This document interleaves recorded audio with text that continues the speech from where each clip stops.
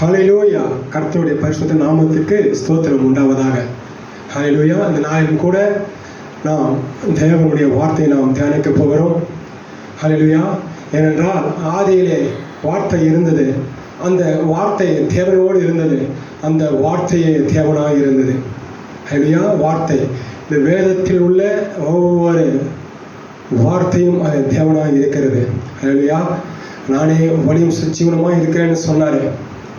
அதே அந்த தெய்வத்தை நாம் இன்று அவர் கொடுத்த இந்த வேதத்தை நாம் தியானிக்க போகிறோம். ஒரு சில வசனங்களை ஒவ்வொரு மனிதனுக்கும் பாருங்க, ஆண்டவர் அவளை கொண்டு வந்து ஒரு பாயிண்ட்ல நிற்க வைப்பார். உதாரணமாக பெற்றோர் எடுத்துக்கொள்வோமானால், தன் பிள்ளைகளை பெற்றெடுத்து நன்றாக வளர்த்து படிக்க வைத்து அவர் காலேஜ் எல்லாம் அவர்கள் சேர்த்து முடித்த பிறகு அவருக்கு ஒரு பாயிண்ட் வைப்பார்கள். நீ எதை நீ தெரிந்து கொள்கிறாய்? கர்த்தருடைய சித்தத்தின்படி நீ இனி வாழப்போகின்றாயா, அல்லது உம்முடைய சுய சித்தத்தின்படி வாழப்போகின்றாயா? அந்த ஒரு ஸ்டேஜ் வந்த உடனே ஒரு பாயிண்ட் இருக்கும். நீ எதை நீ சூஸ் எடுக்கிற, எதை நீ சூஸ் பண்ணுற? அதாவது கர்த்தருடைய சித்தத்தின்படி இனி நான் வேலை செய்ய போகிறேன், வாழப்போகிறேன், அவருக்காக நான் ஓடப்போகிறேன் என்று நீ தெரிந்து கொள்வாயா? நீ அதை பின்பற்றி நீ நடப்பாயா? அல்லது என்னுடைய சுய சித்தத்தின்படி நான் என்ன நினைக்கின்றனோ அந்த பிரகாரமாக நான் இனி செயல்படுவேன் என்று நீ நினைக்கின்றாயோ, அல்லது நீ செயல்பட்டு கொண்டு இருக்கிறாயோ? அந்த ஒரு டேர்னிங் பாயிண்ட். ஆனால் ஒன்றை மாத்திரம் நான் சொல்லிக்கொள்ள ஆசைப்படுகிறேன். கர்த்தரை நோக்கி பார்த்த முகங்கள் ஒருபொழுதும் வெட்கப்பட்டு போனதில்லை. அவர் நாமத்தை நாம் அறிந்திருக்கிறபடியினாலே நம்மை அவர் உயர்ந்த அடைக்கலத்தில் வைப்பார். ஹல்லேலூயா. அவர் நாமம் மகத்துவம் உள்ளது. ஹல்லேலூயா. நாம் பாவிகளாக இருக்கும் பொழுது, நாம் அக்கிரமக்காரர்களாக இருக்கும் பொழுது, நம்மிடத்தில் அன்பு கூர்ந்து பிதாவாகிய தேவனால் அனுப்பப்பட்டு இவ்வுலகத்துக்கு வந்து சிலுவையிலே மரித்து அடக்கம் பண்ணப்பட்டு மூன்றாம் நாளே உயிரோடு இருந்த நம்முடைய தேவாதி தேவனாக ராஜாதி ராஜாவாக கர்த்தராக இயேசு கிறிஸ்துவை அறிகின்ற அறிவு நம் எல்லோருக்கும் வர வேண்டும். பாருங்க, அந்த ஒரு டேர்னிங் பாயிண்ட். நீ எதை நீ தெரிந்து கொள்கின்றாய்? கர்த்தருடைய சித்தத்தின் பண்ணி தெரிந்து கொள்கின்றாயா, அல்லது உன் சுய சித்தமா? நான் இந்த இதுக்கு ஏற்ற பிரகாரமாக சில புத்தகங்கள் நான் தியானிக்க போகிறோம். யோனாவின் புஸ்தகம் நாம் வாசிக்கலாம். முதல் வசனத்திலிருந்து, 1ஆம் அதிகாரம் முதல் வசனத்திலிருந்து. அமிதாவின் குமாரனாகிய யோனாவுக்கு கர்த்தருடைய வார்த்தை உண்டாகி, அவர் நீ எழுந்து மகாநகரமாகிய நினிவேக்கு போய் விரோதமாக பிரசங்கி, அவருடைய அக்கிரமம் என் சமூகத்தில் வந்து எட்டினது. இங்கே தீர்க்கதரிசியாக யோனாவுக்கு கர்த்தருடைய வார்த்தை உண்டாகி, யோனாவே நீ எழுந்து நினிவேக்கு சென்று அதுக்கு விரோதமாக நீ தீர்க்க தரிசனம், விரோதமாக நீ சாட்சி சொல். ஏனென்றால் அவருடைய அக்கிரமம் என் சமூகத்தில் வந்து எட்டி இருக்கிறது. இதற்கு முன்பதாகவே 2 பட்டணங்கள், சோதம் குமாரா, இந்த 2 பட்டணங்களும் உள்ள அக்கிரமம் கர்த்தர் பார்வைக்கு அவங்க வந்து எட்டினபடியினாலே அவர்களே இறங்கி வந்து அது உண்மைதானா என்று சோதித்தறிந்து அந்த 2 பட்டணங்கள் வானத்திலிருந்து அக்னி வருஷித்து அதை நிர்மூலமாக்கினார், அதை அதம் பண்ணினார். அல்லேலூயா. ஏனென்றால் கர்த்தர் ஒருவரையும் பாராமல் நீதியை சரிகட்டுகிற தேவன். அது யாராக இருந்தாலும் சரி, அது தாவீதே இருந்தாலும் சரி, தாவீது இருதயத்துக்கு ஏற்ற மேய்ப்பன் என்று சொல்லப்பட்ட தாவீது அவர் இருந்தாலும் கூட சரி, கர்த்தர் நீதியுள்ள நியாயாதிபதி, அவர் அன்புள்ள தேவன். இந்த 2 குணங்கள் தான் கர்த்தருக்கு மிக பிரதானமான குணம். ஒன்று, அவர் தேவன் அன்பாகவே இருக்கிறார். மற்றொன்று, அவர் நீதியுள்ள நியாயாதிபதி. பாவம் செய்தால் நிச்சயம் அவர் தண்டிப்பார். அந்த தண்டனையிலே அவர் அன்பு கூட நமக்கு இருக்கும். ஹல்லேலூயா. ஹல்லேலூயா. இங்க பாருங்க, அப்போ அந்த சோதகுமார பட்டணத்தில் அக்கிரமங்கள் பெருகி போயிட்டு அதனால் அதை அழித்து போட்டார். அந்த பிரகாரமாகவே இங்கேயும் யோனாவுக்கு அவர் சொல்லுகிறார், நினிவே பட்டணத்துக்கு நீ போய் அது விரோதமாக நீ பிரசங்கி என்று. ஏனென்றால் நினிவே பட்டணத்தில் அக்கிரமம் மிகவும் பெருகிற்று. அது தேவனை அழித்து போடுவேன் என்று சொல்லி தீர்க்கதரிசியாக யோனாவுக்கு அவர் உரைக்கின்றார். அல்லேலூயா. ஆனால் இது கர்த்தருடைய சித்தம். அல்லது யோனா போய் நினிவேக்கு போய் அங்கே விரோதமாக உரைக்க வேண்டும் என்பது கர்த்தர். ஆனால் யோனா என்ன செய்கிறார்? தம் சுய சித்தத்தை அவர் தேர்ந்தெடுக்கிறார். பாருங்க, அப்பொழுது யோனா 3வது வசனம், அப்பொழுது யோனா கர்த்தருடைய சமூகத்தினின்று விலகி தர்ஷிஷுக்கு ஓடி போகும்படி எழுந்து யோப்பாவுக்கு போய் தர்ஷிஷுக்கு போய் கப்பலை கண்டு கூலி கொடுத்து நான் கர்த்தருடைய சமூகத்தினின்று விலகும்படி அவர்களோடு தர்ஷிஷுக்கு போக கப்பல் ஏறினான். இப்போ சார் போறார், ஆனால் பல இடத்துல மூட்டை எடுத்துட்டு நம்ம எங்கே விலகி போயிடலாம், தேவன் நம்மை கண்டுபிடிக்க மாட்டார் என்று அவர் நினைத்தார். ஆனால் தேவன், நீ பாதாளத்தில் இருந்தாலும் அவர் உன்னை அறிவார், நீ எங்கே இருந்தாலும் அவர் உன்னை அறிவார், உலகத்தில் எந்த மூலையில் இருந்தாலும் அவர் உன்னை அறிவார். இவர் பாருங்க, தர்ஷிஷுக்கு போய் கப்பலில் கூலி போட்டு டிக்கெட்டை வாங்கிட்டார். இது வாங்கி ஏறி சீட்டும் கிடச்சிச்சு அவருக்கு. நல்லா அடித்தளத்தில் நல்லா அவர் படுக்கிற பிறகு ஒரு சீட்டு கிடைத்து விட்டது. இது சுய சித்தம், தேவ சித்தம் அல்ல, இது சுய சித்தம். இவன் ஓடி போய் நாம் எப்படியாவது தப்பித்துக் கொள்ள வேண்டும் என்று சொல்லி ஒரு கப்பலில் கூலி பறித்து கொண்டு டிக்கெட் வாங்கி அந்த கப்பல் அடித்தளத்திலே போய் அவன் தர்ஷிஷுக்கு ஓடி போகும்படி அவன் ஏறி கப்பலிலே அவன் கடந்து செல்கிறான். கப்பல் சமுத்திரத்தில் போய்கொண்டு இருக்கிறது. கர்த்தர் பெருங்காற்றை அவர் அனுப்பினார். அல்லேலூயா. கர்த்தர் பெருங்காற்றை வாசிக்கலாம். 5வது வசனம், 4வது வசனம். கர்த்தர் சமுத்திரத்தின் மேல் பெருங்காற்றை என்றால் கர்த்தர் தம்முடைய கோபத்தை நிறைவேற்ற அவர் பெருங்காற்றாக வருவார். அல்லேலூயா. அவர் பெருங்காற்றாக அவர் தம் கோபத்தை நிறைவேற்ற வருவார். வாசிக்கலாம். அதனால் கடலில் கப்பல் உடைமை நினைக்கத்தக்கதாக பெரிய கொந்தளிப்பு உண்டாயிற்று. பாருங்க, யோனா போய் கீழே போய் படுத்துட்டாரு. இவர் சித்தத்தின்படியே போயிட்டாரு. தேவ சித்தத்தின்படி அவர் செய்யல. ஆனால் தேவன் விடமாட்டார். அவர் செய்ய நினைத்தது ஒருபொழுதும் தடைபடாது. அதை தடுப்பவன் ஒருவரும் இல்லை. தேவன் சொல்ல அது அப்படியே ஆகும். அவர் கட்டினது அப்படியே நிற்கும். நம் தேவன் செய்ய நினைத்ததை ஒருவனும் தடுக்க முடியாது. ஹல்லேலூயா. ஒருவனும் முடியாது. ஏனென்றால் நம்முடைய தேவாதி தேவன், ராஜாதி ராஜா, சர்வ வல்லமை கர்த்தாதி கர்த்தர், அவர் வானத்தை பூமியை உண்டாக்கினவர், சர்வலோகத்தின் நியாயாதிபதி, சகலத்தையும் உண்டாக்கினவர், வாத்தினாலே உண்டாக்கினவர், அவ்வளவு பெரிய தெய்வம். ஹல்லேலூயா. அவர் விரோதமான ஒன்றும் செய்ய முடியாது. ஒருவேளை நாம் பாவம் செய்வோமானால் அப்போ நம்மை தண்டிக்கும்படி அவர் அனுமதி கொடுப்பார் பிசாசுகளுக்கு. அவர் அனுமதி நம்ம தலையில ஒரு முடி கூட கீழே விளையாது. நம்ம தலையில முடியெல்லாம் எண்ணப்பட்டு இருக்கிறது. நீ இது கர்த்தருடைய பிள்ளையா? நீ கர்த்தரை சமூகத்தை நோக்கி ஜெபிக்கிற பிள்ளையா? அவரே அண்டிக் கொள்கின்ற பிள்ளையா? அவருக்கு பயப்படுகிற பிள்ளையா? ஒருவனும் உண்மையிலே கை போட முடியாது. ஏனென்றால் கர்த்தரே உனக்கு பாதுகாப்பு. You are having heavenly secure. பரலோகத்தின் சேனை உன்னை பாதுகாத்துக் கொண்டிருக்கிறது. அதனால் ஒன்றுக்கும் கவலைப்படாது. நீ கர்த்தருக்கு பயந்து நடக்கின்றாயா? ஹல்லேலூயா. உன்னதமான மரவில் நீ இருக்கின்றாயா? அடைக்கலம் புரிந்து கொண்டு இருக்கின்றாயா? ஒன்றுக்கும் நீ கவலைப்படாது. உன்னோடு யுத்தம் ஆனால் உன்னை மேற்கொள்ள மாட்டார்கள். ஹல்லேலூயா. உன்னை மேற்கொள்ள முடியாது. யுத்தம் ஆனால் உன்னை மேற்கொள்ள முடியாது. யுத்தம் நடக்கும், ஆனால் யுத்தத்தில் நீதான் செய்யும். ஏன்னா யுத்தம் கர்த்தருடையது, ஜெயமோ கர்த்தருடையது. ஹல்லேலூயா. பாருங்க, யோனா அப்ப என்ன பண்றாரு? கப்பலை கீழே போய் ஆண்டவர் பெருங்காற்றை அனுப்புகிறார்.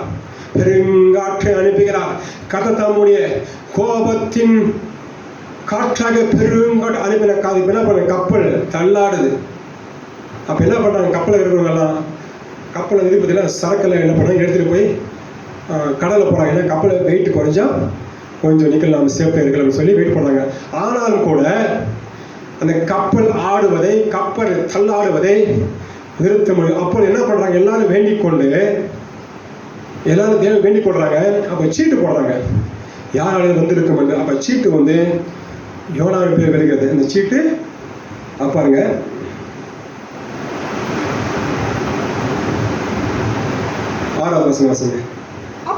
அப்பொழுது மாலுமி அவனிடத்தில் வந்து நீ நித்திரை பண்ணுகிறது என்ன?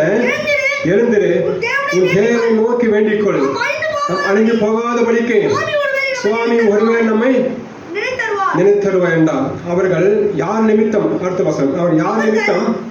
அவர்கள் யார் நிமித்தம் இந்த ஆபத்து நமக்கு நேரிட்டது என்று நாம் அறியும்படிக்கு சீட்டு போடுவோம் வாருங்கள் என்று ஒருவரோடு ஒருவர் சொல்லிக்கொண்டு சீட்டு போட்டார்கள். யோனாவின் பேருக்கு சீட்டு விழுந்தது. யார் பேருங்க?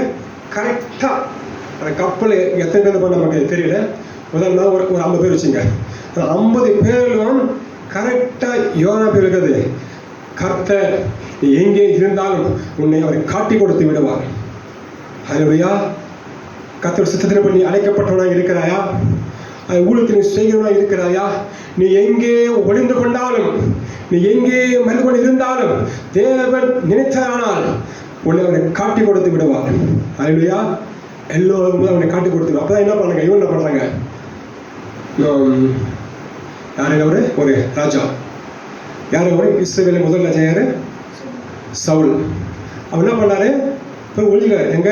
அந்த ஆயுதம் இருக்கிற போய் ஒழிஞ்சுக்கிறார். அப்ப தேவன் சரியா சொல்றார், அங்கே போய் அவனை கண்டுபிடிக்க சொல்ல பொழுது அவனை கண்டுபிடித்து வராங்க. தேவனுக்கு ஒருவரும் மறைந்திருக்க முடியாது. தேவன் சரியா காட்டி கொடுத்து விடுவார். அதனால் ஊழியம் செய்கிறதா எங்கே ஒளிந்து கொண்டாலும் சரி, தேவன் நம்மை விடமாட்டார். இல்லையா? பாருங்க, இப்போ யோனா என்ன பண்றாங்க? அவன் சீட்டு விழுந்து. அப்போ கேட்க, நீ யார் கேட்கறாங்க? யோனா சொல்றான், நான் ஒரு எபிரேயன், வானத்தை உண்டாக தேவனுக்கு நான் பயப்படுகிறவன், நான் அவர்களை என்ன பண்ணேன்? விலகி போகிறேன். அதனால தான் இது சொல்லி அப்போ என்ன சொல்றாங்க, நீங்க என்ன கடல்ல போட்டுருங்க அப்படி பிலிப்பைன்ஸ் சொன்ன உடனே அவங்க முயற்சி பண்றாங்க, முடியல. ஆனால் என்ன பண்ண? கடல்ல தூக்கி போடுறாங்க.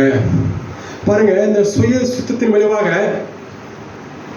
யோனா எடுத்த சுய சுத்தத்தின் முடிவாக என்ன பண்ண? இப்போ கடலிலே மரணத்துக்கு நேராக போய் கொண்டிருக்கிறார். இன்னைக்கு கூட நம்முடைய வாழ்க்கையில கூட சரி, கர்த்தர் நமக்கு ஒரு தருணத்தை கொடுப்பார். இது பிரகாரமாக நீ செய், நீ நன்றாயிருப்பாய், நீ சுகித்திருப்பாய், நீ வாழ்ந்திருப்பாய் என்று. ஆனால் நாம் வேறு ஒரு பாதம் தேர்ந்து கொண்டு ஆரம்பத்தில் நல்லா தான் இருக்கும், ஸ்மூத்தா போகும் ஆரம்பத்தில். ஆனால் போக போக இப்ப என்ன பண்ண? கப்பல் யோனாவுக்கு கப்பல் கிடைச்சது, ஜெயிச்சுட்டாரு. டிக்கெட் வாங்கிட்டாரு, ஜெயிச்சுட்டாரு. Seating card ஜெயிச்சிட்டாரு. கப்பலும் கிளம்பிடுச்சு. இனி ஒருவனும் என்னை அறிய முடியாதுன்னு சொல்லி யோனா அங்க என்ன பண்றாரு? சந்தோஷமா அவர் கப்பலை பயணம் செய்து கொண்டிருக்கிறார். ஆனால் பெருங்காற்று பெருங்காற்று பெருங்காற்று திடீர்னு வருது.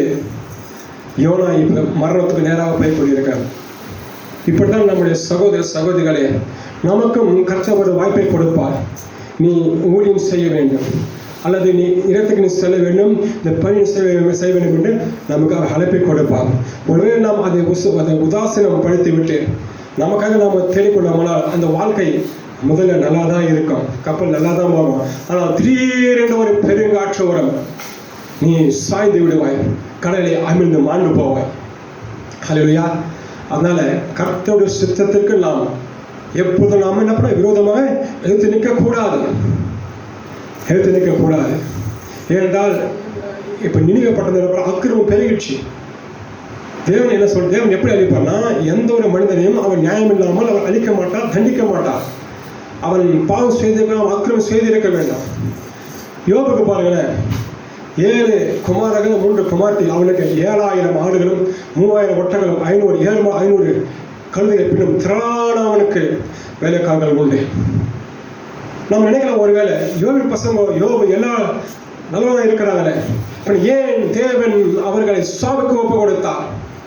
ஒன்று அறிந்து கொள்ளுங்கள், தேவன் அன்பான தேவன், மற்றொன்று அவர் நீதியுள்ள நியாயாதிபதி. நமக்கு தெரிந்த வரைக்கும் யோபுவினுடைய பிள்ளைகள் யோபுவும் யாவரும் என்ன பண்ண? நீதிமான்கள், கர்த்தருக்கு பயந்து வாழ்பவர்கள். ஆனால் வசனம் சொல்கிறது, அவன் பிறந்த ஜென்மனாலே தன் 3 அவர் அழைத்துக் கொண்டு வந்து போஜனம் பண்ணுவார்கள். அப்ப யோபு என்ன பண்ணுவாரு? அவர்களை அழைத்து அனுப்பி, அவங்க ஒருவேளை நம்முடைய குமாரர்கள் பாவம் செய்து இதயத்திலே தேவனை தூஷித்திருப்பாங்கன்னு சொல்லி அவனை கொண்டு வந்து நம்ம சகோதரமையில விட்டு அவனை சுத்தப்பட்டு அனுப்புவாங்க. பாருங்க, இப்போ நம்ம இப்படி எடுத்துக்கோங்க, ஒருத்தன் வீட்டுக்கு வரான். அப்போ நம்ம சொல்கிறோம், இன்னைக்கே அவன் குடிச்சிட்டு வந்திருப்பானோ. அப்படி என்ன அர்த்தம்? அவன் குடிகாரன். ஒருவேளை இன்னைக்கு அவன் குடிச்சிட்டு வந்திருப்பானோ அப்படின்னா என்ன, அவன் குடிகாரன், அவன் டெய்லி குடிப்பவன். அந்த பிரகாரமாக நீங்கள் இங்க பார்த்தீங்கன்னா, ஒருவேளை என்னுடைய குமாரர்கள் பாவம் செய்து இதயத்திலே தேவனை அவங்க தூஷித்திருப்பாங்க சொல்லியோ, அப்ப என்ன அவங்க யாருங்க? அவர்கள் தேவனை தூஷிப்பவர்கள், பாவம் செய்பவர்கள். அதனால தேவன் அவர்கள் சாவுக்கு ஒப்பு கொடுத்தார். ஏனென்றால் தேவன் ஒருவரையும் அவன் சோதிப்பவர் அல்ல. சொல்லாது இருப்பானாக, ஒருவரையும் அவன் சோதிக்க தேவன் அல்ல சொல்லுகிறது. அப்ப தேவன் அவர் நீதி நியாயாதிபதி. சாத்தான் அவருடைய உத்தரவை கேட்டுக்கொண்டாலும் அவர்களை அழிக்கும்படி ஒரு காரணம் இருந்திருக்க வேண்டும். ஒன்றுமே அவர் தேவன் அவர்களே கையை வைத்திருக்க மாட்டார். ஆடுகள் போகட்டும், மாடுகள் போகட்டும், கழுதைகள் போகட்டும், ஏழு மாடுகள் போகட்டும், ஒட்டங்கள் போகட்டும். ஆனால் மனுஷன் விசேஷித்தமானவன். அவர்கள் கொல்லும்படி உத்தரவு அவர்களே இருக்க வேண்டும். அவர்களிடத்திலே ஒரு பாவம் இருந்திருக்க வேண்டும். அப்படி இல்லாமல் தேவன் ஒருவன் அவர்கள் கொள்கைக்கு ஒப்பு கொடுத்திருக்க மாட்டான். ஏனென்றால் தேவன் அன்புள்ள தெய்வம். அப்ப பாருங்க, இந்த நினைவே பட்ட அக்கிரமம் பெருகிடுச்சு. அப்போ மீன் என்ன பண்ணாரு? அவங்க கடல்ல தூக்கி போட்டுருந்தாங்க. மீன் யோனாவை விழுங்கி விட்டது. கர்த்தர் அனுப்பின மீன். இப்ப பாருங்க, இப்ப யோனா எங்க இருக்கிறாரு? நல்லா கப்பல்ல போயிட்டு இருந்தாரு. நல்லா தூக்கி கொண்டு போய் தம் சித்தத்தின்படியே அவர் தேர்ந்தெடுத்து அவர் தூங்கி கொண்டு போயிருக்கார். ஆனா இப்ப எங்க இருக்காரு? கடலின் ஆழத்திலே, மீனின் வயிற்றிலே, பாசிகளும் சூழ்ந்து கொண்டிருக்க இருட்டறையிலே, சுவாசம் கூட சரியாக விட முடியாமல் ஜீவனுக்கு போராடி கொண்டு இப்ப என்ன பண்ணாரு? யோனா பொருத்தனை பண்றார். நாம கூட நிறைய பொருத்தனை பண்ணுவோம். எப்படின்னா, ஹாஸ்பிட்டல் இருக்கும் பொழுது, அடி பட்ட பொழுது, அந்த ஹாஸ்பிட்டல் இருக்கும் போது நாம் தேவன் நினைப்பு, ஆண்டவரே ஒரு தடவை என் ஜீவனை காப்பாற்றும், நான் ஊழியம் செய்கிறேன். அல்லது என் பிள்ளை எல்லாரும் ஊழியராக, நான் ஊழியர் ஆக மாட்டேன். அப்பதான் நிறைய பேர் பண்றாங்க. எனக்கு தெரிஞ்ச ஒரு அம்மா, அவங்க பைபிள் காலேஜ் முடிச்சாங்க, ஊழியத்துக்கு படிச்சவங்க, ஊழியம் செய்யணுன்னு படிச்சாங்க, செவ் பண்ணினாங்க, கவர்மெண்ட் ஜாப் கிடைத்தது. இப்போ அவங்க ஊழியம் செய்யறதில்லை. இப்போ கேட்டா, நான் என் பெண்ணை ஊழியக்காரங்களை கொடுப்பேன், ஆனால் ஜெபிச்சது ஒன்று, பொருத்தனை செய்தது ஒன்று, ஆனால் நடந்து கொள்வது வேறு. அந்த பிரகாரமே பாருங்க, நம்ம நிறைய பேர் என்ன பண்ணுவோம்? அடிபட்டு ஐசியூவில் இருக்கும் பொழுது, அந்த ஹாஸ்பிட்டல் படுத்து கொண்டு இருக்கும் போது, முடியாத படுக்க நாம் பிழைப்போமோ மாட்டோமோ, அந்த நிலைமை வந்தவர்கள் நாம் என்ன பண்ணுவோம்? பொருத்தனை பண்ணுவோம். ஆண்டவரே, இந்த ஒரு விசை என்ன மன்னிங்க ஏசப்பா, என் ஜீவனை காப்பாற்றுங்க, நான் ஊழியம் செய்கிறேன். அதனால நம்ம நிறைய பேர் என்ன பண்றாங்க? ஹாஸ்பிட்டல் கிடக்குறாங்க. இல்லையா? இப்போ பாருங்க, யோனா அங்க கடலின் ஆழத்திலிருந்து, மீனின் வயிற்றிலிருந்து, சுவாசம் கூட விட முடியாத நிலைமையிலே, கற்பாசை எல்லாம் சூழ்ந்து இருக்க நிலைமையிலே, இருட்டரை அவர் நோக்கி ஜெபம் செய்கிறார். தேவனாய கர்த்தாவே, என்னை விடுவிப்பீராக, எப்படி நான் பொருத்தனை செய்கிறேன், என்ன பொருத்தனையும் செய்கிறார். அப்ப தேவன் என்ன பண்றார்?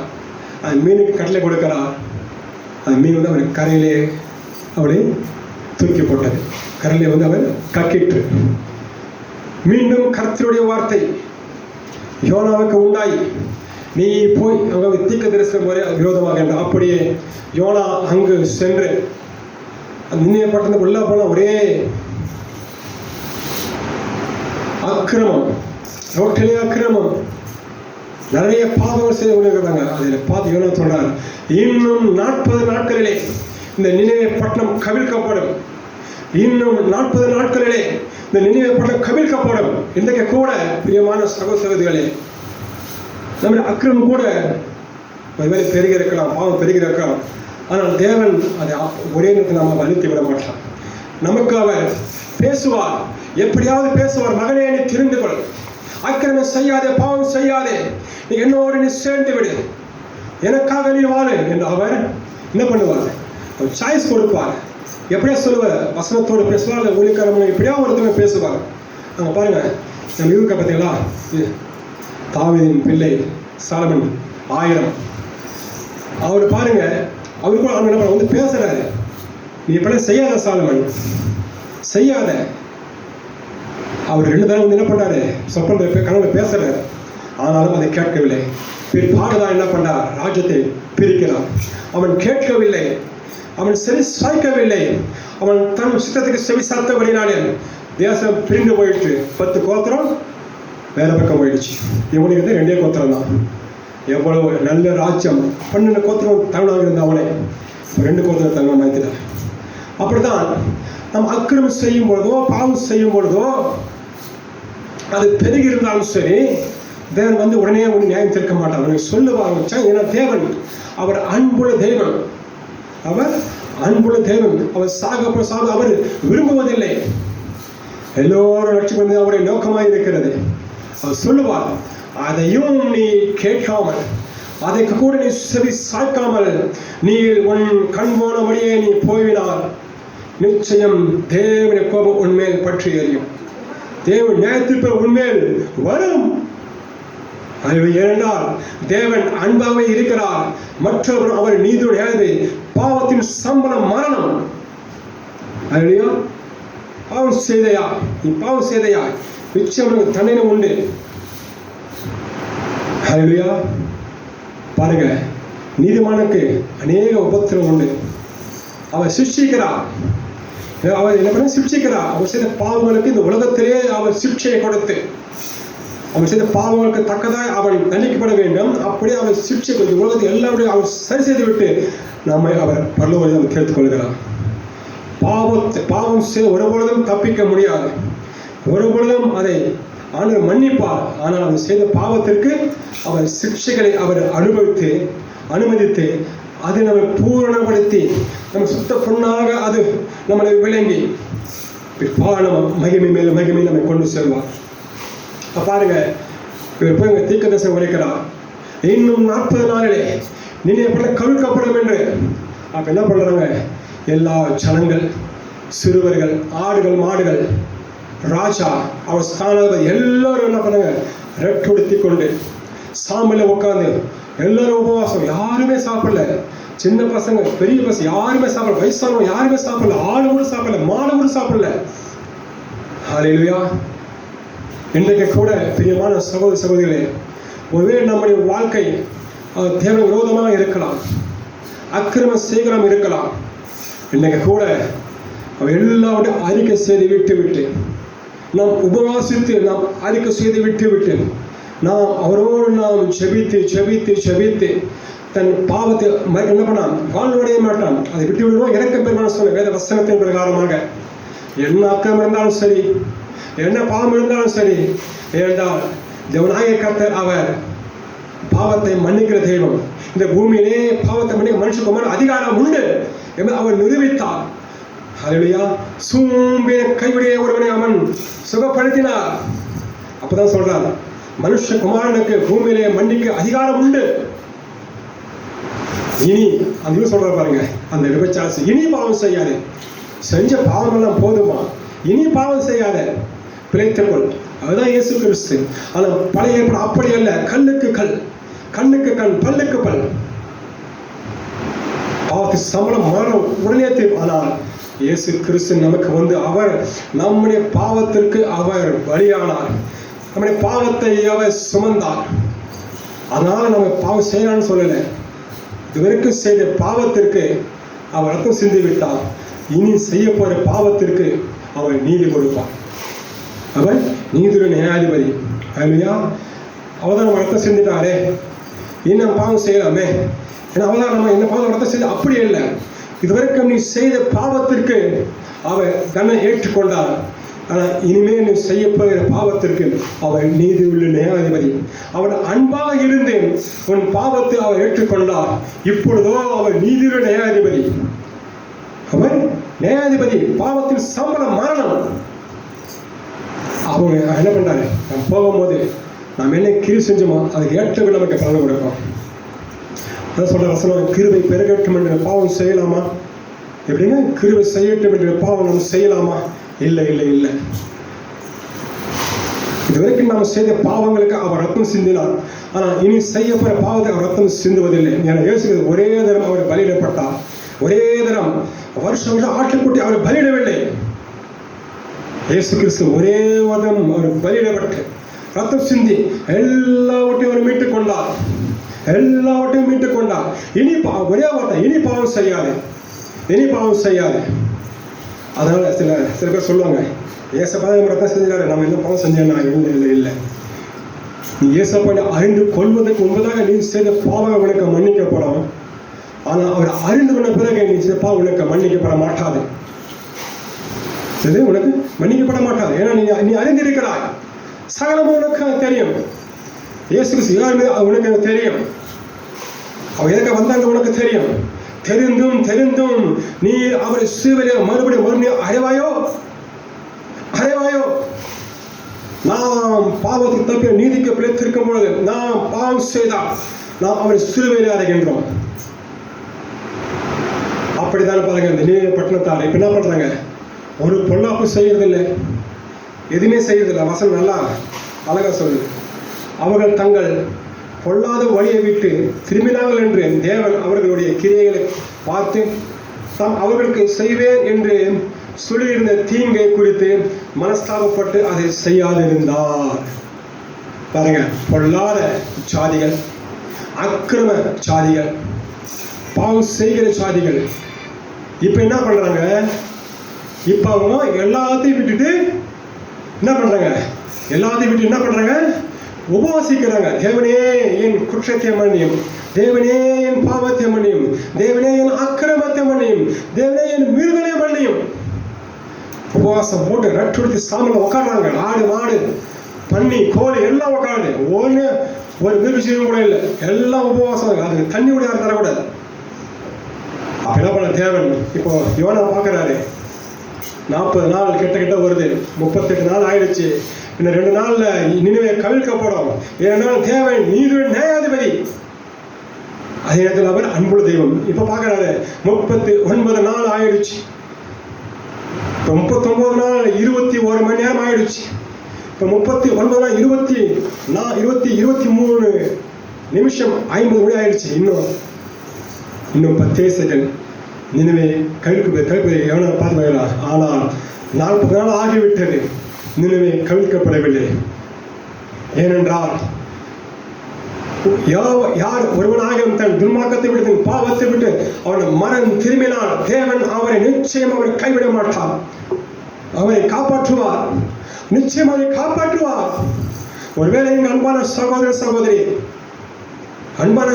சகோதரி என்ன பாவம் இருந்தாலும் சரி, விபச்சார பாவமோ விபசித்தன பாவமோ, திருடோ கொலையோ மீறுதலோ எதுவாக இருந்தாலும் சரி, அல்லது விற்கிறது எதுவாக இருந்தாலும் சரி, இன்றைக்கு நீ மனம் திரும்பவையானால் தேவன் உன்னை ரட்சிப்பார். இது சத்தியம். தன் பாவத்தை மறைக்கணும், வாழ்வடைய மாட்டான். அதை அடிக்கடி விட்டு இரக்கம் பெறுவான். இதெல்லாம் சொல்கிறது. வேதத்தில் ஒவ்வொரு வார்த்தையிலும் ஜீவன் இருக்கிறது. என்றால் தேவன் வார்த்தை அவர் பிரஸ்தாபத்துக்கு மையப்படுத்தியிருக்கிறார். எல்லாருடைய வார்த்தை மையப்படுத்தியிருக்க. என்றால் வார்த்தை தான் தெய்வம். பாருங்க, அவ எல்லாம் மனம் திரும்புறாங்க. தேவன் அவர்களை அழிக்கவில்லை, அவரை காப்பாற்றினார், இரக்கம் செய்தார், அன்பு செய்தார். ஹல்லேலூயா. இப்ப யோனாக்கு கோபம் தீர்க்கதரிசி யோனாக்கு. இப்படிதான் இன்றைக்கு கூட நாம எப்போ விழுவோம், நம்ம எப்போ காலத்தை கீழே விழுவோம், எப்போ செத்து போவோம் என்று அந்த கூட இருக்க நம்ம என்ன பண்ணுவாங்க? பார்த்துனே இருப்பாங்க. இவன் மீற மாட்டான், இவன் அக்கிரமம் செய்யக்காரன், இவன் பாவம் செய்கிறவர்கள், இவன் மீட்க வழியே இல்லை, தேவன் இவன் நேம் தீர்ப்பார் என்று நிறைய கண்கள் நம்மை காத்துக்கொண்டு இருக்கிறான் எப்போது விழுவோம் என்று. இன்னைக்கு கூட சகோதரனே சகோதரி, என்ன குற்றம் இருந்தாலும் சரி, நம் தேவன் மன்னிக்கிற தெய்வம். நம்முடைய தேவன். அவருடைய ஜீவனையே கொடுத்தார் அல்லவா? நம்ம யாராவது கொடுப்பாங்களா? நாம் நீதமாக இருந்தால் ஒருவேளை கொடுக்க. ஆனால் நாம் அக்கிரமக்காராக இருக்கும் பொழுது, பாவிகளாக இருக்கும் பொழுது, நமக்காக ஒரு ஜீவன் தன் ஜீவனை கொடுத்ததே, இரத்தத்தை சிந்தினதே, கொடூரமான மரணத்தை சந்தித்தாரே. அது சாதாரண மரணம் அல்ல. தன் சரீரத்தில் உள்ள ஒவ்வொரு ரத்தமும் எல்லாம் வெளியெடுக்கப்பட்டது. எல்லாம் வெளியே. கடைசியாக இருந்த அந்த கொஞ்ச ரத்தம் கூட அப்ராக்சிமேட் 1 லிட்டர் நூறு பில், அதை கூட அவர் என்ன பண்ண விலவில் குத்தி அதிகம் எடுத்துருவாங்க.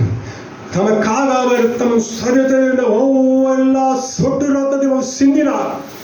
இயேசு கிறிஸ்துவின் ரத்தம் வெளியேற பெற்றது, குற்றமற்றது, மாசற்றது, பரிசுத்தம் உள்ளது. அந்த ரத்தம் தாங்க நம்மளை இன்னைக்கு மீட்டெடுத்து, ஹல்லேலூயா, அந்த ரத்தம் தான் நம்மளை இன்னைக்கு ரட்சிப்பில் கொண்டு வந்தது. ஹல்லேலூயா. ஒருவேளை இயேசு கிறிஸ்து உலகத்துக்கு வரவில்லை என்றால் நாம் நரகத்தின் பிள்ளைகள். யாருங்க? நாம் நரகத்தின் பிள்ளைகள். ஆமென், ஹல்லேலூயா. நிச்சயம் நம்ம என்ன பண்ண எல்லாரும் என்ன பண்ணிப்போம்? நரகத்தை நேராக போய் வைக்கணும். ஒரே ஒரு நீதிமான் ஆதியிலே அவர் உண்டாக்கின ஆதாம் பாவம் செய்தான், அவன் மூலமாக மரணம் வந்தது. ஆனால் பிந்தின ஆதாம இயேசு கிறிஸ்துவ தம்முடைய ஜீவனை கொடுத்து நம்மை அவர் ஜீவனை நமக்கு என்ன பண்ண ஜீவனை கொடுத்தார். ஹல்லேலூயா. நாமும் மரித்து போய் இருந்தோம் ஒரு காலத்திலே. என்றைக்கு நாம் அவரை ஏற்றுக்கொண்டு நாம் அவரை விசுவாசிக்கணும். நாம் எல்லாம் பிழைத்திருக்கிறவர்கள், நாம் ஜீவனோடு இருக்கிறவர்கள். ஹல்லேலூயா. பிரியமான கர்த்தருடைய ஜனங்களே, இதுதான் நாம் ஆராதிக்கிற தெய்வம். அவர் வல்லமை உள்ளவர், அதே அவர் கிருபை உள்ளவர், இரக்கம் உள்ளவர், நீடிய சாந்தம் உள்ளவர், அந்த குற்றங்களை மன்னிக்கிற, பாவங்களை மன்னிக்கிறவர். எனக்கு அருமையான சகோதரி சகோதரி, என்ன பார்த்து சிக்கிருந்து கொண்டிருந்தாலும் சரி, இன்றைக்கே மனம் திரும்பி தேவனை ஏற்றுக்கொள். தேவன் உன்னை வாழ வைப்பார், உன்னை சாட்சியாக நிற்க வைப்பார். ஏனென்றால் அவர் நோக்கி பார்த்த முகங்கள் ஒருவது வெட்கப்பட்டு போனதில்லை, ஒருவது வெட்கப்பட்டு போனதில்லை. ஏனென்றால் அவர் உண்மையுள்ளவர். உன்னை அழைத்தால் அவர் உண்மையுள்ளவர். ஒருபோதும் கைவிட மாட்டார், ஒருபொழுதும் கைவிட மாட்டார். நீ தண்ணீர் நடக்கிறியா, அவர் உன்னோடு இருப்பார். நீ ஆறுல கடக்கிறியா, ஆறு உண்மையில புல் அவர் விடமாட்டார். நீ அக்னி நடக்கிறியா, உண்மையில அவர் பற்றி கொள்ளாது. ஹல்லேலூயா. நம் தேவன் அக்னியின் தேவன், அவர் தண்ணீர்களின் தேவன். நம் தேவனால் செய்யக்கூடாத காரியம் ஒன்றுமே இல்லை. நாம் குற்றத்தை ஒப்புக்கொண்டு, பாவத்தை ஒப்புக்கொண்டு, நம் அக்கிரமத்தை ஒப்புக்கொண்டு நாம் அதை அருகே விட்டு விடுவோமானால் நமக்கு ஜீவன் நிச்சயம். எப்படி அந்த நினைவுப்பட்டனர் அவர்கள் ஜீவனை பெற்றுக் கொண்டார்களோ அதே ஜீவனை நாம் பெற்றுக்கொள்வோம். நம்முடைய பாவ சரீரம் ஒளிந்து போகும், ஒளிந்து போகும். ஹல்லேலூயா. ஜென்ம சரீரம் ஒளிந்து போய் அடுத்து என்ன வருவாங்க? ஆவிக்குரிய சரீரம், ஆவிக்கு உரியவன், ஆவிக்குரிய சரீரம் நமக்குள்ளாக இருக்கும். ஆவிக்கு சரீரம் பாவத்துக்கு கீழ்பட்டு போவாது. ஆவிக்கு சரீரம் தேவனுக்கு கீழ்பட்டு, உலகத்துக்கு கீழ்பட்டு போவாது. நாம் அவரை ஏற்றுக்கொண்டு நாம் ஒரு வார்த்தையை நாம் தியானிக்க தியானிக்க தியானிக்க தியானிக்க அந்த வார்த்தை நமக்குள்ளாக சென்று ஊடுருவி பாய்ந்து என்ன பண்ணோம்? அது என்ன பண்ண நம்மளை ஊடுருவ குத்தி நம்மளை கிழித்து புதிய சிருஷ்டியாக, புதிய மனுஷன் அதை வார்த்தை நம்மளை மாற்றும். ஏன்னா இந்த வார்த்தை தான் தேவனாகிய கர்த்தராக இயேசு கிறிஸ்து. இந்த வார்த்தை இயேசு கிறிஸ்து, ஒவ்வொரு வார்த்தை இயேசு கிறிஸ்து. ஏனால் அவர் ஆதியிலே வார்த்தை இருந்தது, அந்த வார்த்தை தேவனோடு, அந்த வார்த்தையை தேவனாக இருந்தது. நம்முடைய தேவனாரே அவர் வார்த்தையின் தேவன். ஆதாமே அவர் வார்த்தையால் உண்டாக்கினார், உலகத்தை வார்த்தையால் உண்டாக்கினார். ஹல்லேலூயா. நாம் ஜெபிக்கலாமா?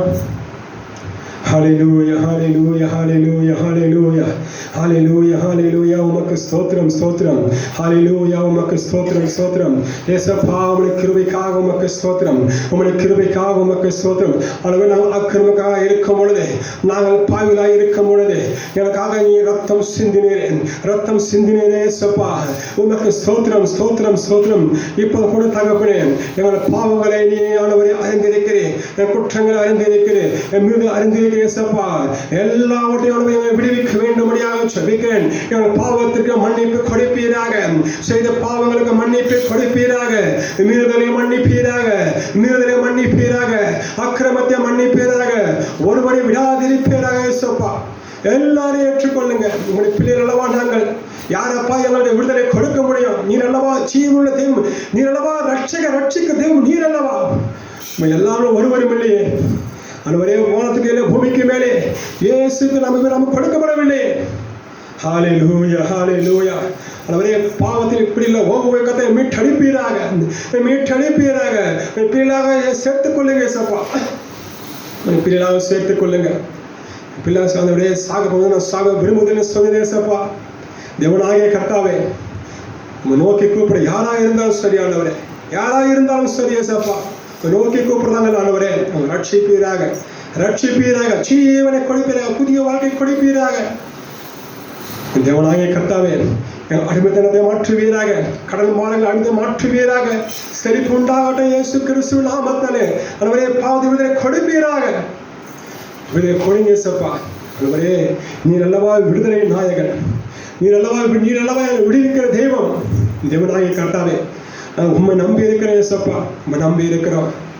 எல்லாமே யாரும் விடுதலையாக்க முடியாது.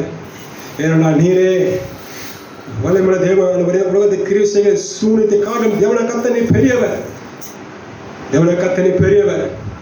எனக்கு உண்பதாக யாவும் முழங்கள் யாவும் முட்டங்கும்.